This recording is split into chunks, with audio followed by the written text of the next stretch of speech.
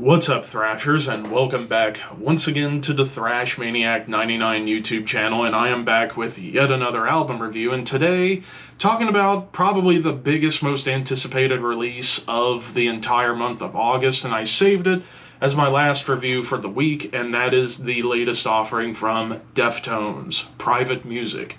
This also came out on August 22nd, this time on Warner/Reprise Records, and so the Deftones. We have finally returned to the Deftones on this channel. I did actually check out their album Gore when it came out in 2016, and I thought it was a good album from what I remember.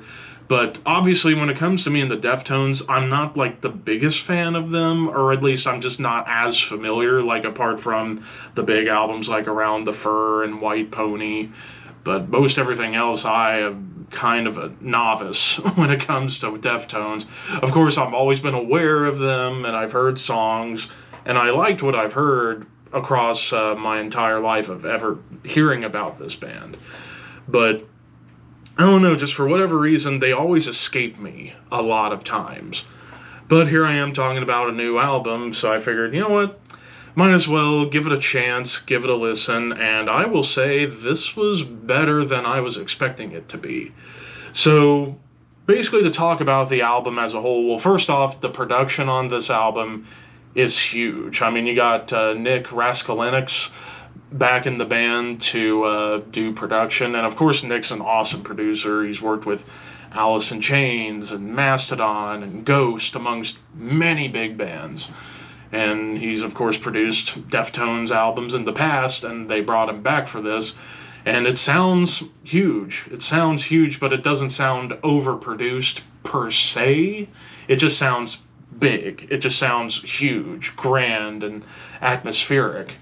But, yeah, as far as, like, when it gets down to, like, the heavy moments with this album, because most people think it's kind of difficult to describe the Deftones as a genre. I've always just called them an alternative metal band. I feel like that's the most appropriate tag to put on them because they're metal that grabs influences from all other genres, like a little bit of hip-hop, a little bit of alternative rock, a little bit of shoegaze, a little bit of post-rock, post-metal even, you could argue, and trip hop and all this, and even industrial, like just all blended together into their metal lenient sound.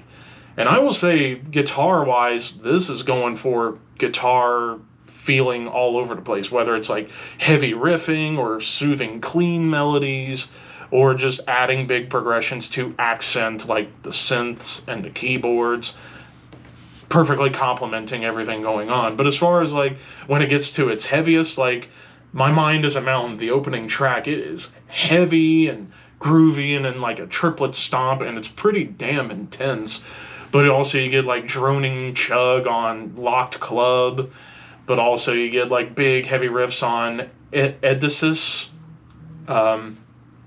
But yeah, like big heavy riff comes along before it smoothly transitions into a wonderful melodic section, which the transitions on this album can at times feel a bit sharp, but at the same time they work, but a lot of times smooth as a baby's bottom. Like they are just perfectly well placed when they need to be, when they go from something intense and heavy into something atmospheric and melodic. And it comes off very, very well. It doesn't feel like you're just mishmashing a bunch of ideas into something that feels clunky. Looking at you, Sleep Token, just to get another shot at you in there, because that band deserves to be made fun of. I'm just going to say that and move on. But anyways, but I also kind of like how the intro of this track has some, or of Edisys, I believe, kind of has like a video game vibe. Like it's got a lot of electronica going on, but it sounds like it could be from like an 8-bit or 16-bit, video game, which I kind of enjoyed that. But in terms of getting back to like the bigger, heavier moments, the riff at the end of Infinite Source was pretty huge. And then you even get like droning chug on Souvenir, and also like big power chords. But also CXZ it's lots of huge chords and a lot of tension getting built, but it also even has a bit of an industrial vibe at the beginning. But probably the heaviest song on the album would be Milk of the Madonna, which that's a pretty funny title, I'm not gonna lie. Was Madonna lactating again or something? Because I'm sorry, but I'm the kid and I'm freaking thirsty. But the big decision of the day is, which one should I have today, left or right? Anyways, but the song itself has like these big, almost dare I say, like Fear Factory kind of riffs. Like they're big, they're chuggy, they're heavy. But I also really love the energy behind the song, and then it even gets into like a soothing, clean melodic break. Cut Hands, as well as back to the song Infinite Source, both have like old school Deftones vibes, like back to like the Around the Fur White Pony period. Where in the case of Infinite Source, it's almost like a reminder of the song Be Quiet and Drive, whereas with Cut Hands, it's just like perfectly all-encompasses, or it's like an all-encompassing Deftones song. Big chug and even like atonal melodies, groove, big chunky breakdown.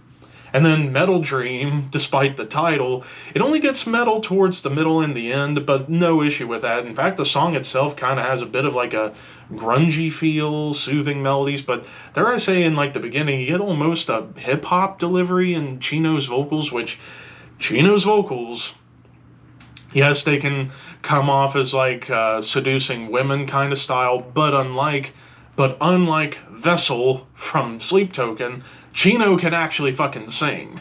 And actually sing all different styles. Like hell, he even croons briefly on Lock Club, which gets me into the closer, Departing the Body.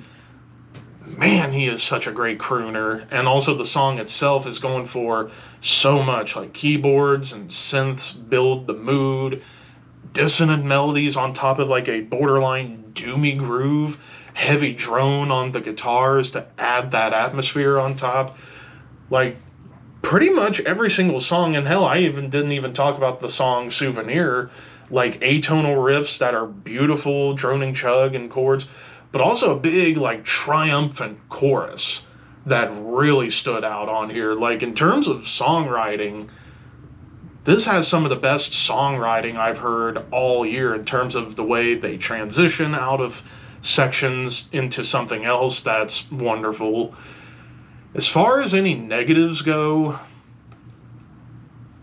really the only negative I could really find, and it's probably the most minor gripe, the final 90 seconds of Souvenir, it's like synthwave, but I feel like that could have been cut in half. Like you could have just made that like 30, 45 seconds, not 90 seconds.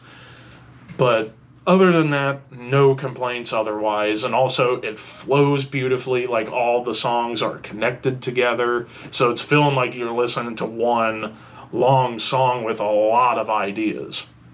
So overall, I'm going to give this a 4.5 out of 5. I did not expect to give this a high score. Well, I figured, like, it would still be really good. But, man, I just couldn't believe how well this album was written and put together. This is almost like what Sleep Token is trying to do, trying to be the next Deftones, but just stop it. There can only be one Deftones, and that's Deftones. Again, I just have to keep making fun of that band because, again, they deserve it. So, not Deftones. Sleep Token needs to be made fun of more. But anyways, this album's awesome. If you are a fan of Deftones, definitely you're probably going to listen to this and think this is one of the best albums they've ever put out, which, from what I've heard from others, it probably is. But of course, those are just my opinions. What did you guys think? Let me know in the comments below, and don't forget to like, comment, share, subscribe, all that fun stuff. But until next time, thank you for watching, keep your horns high, and your dreams wet.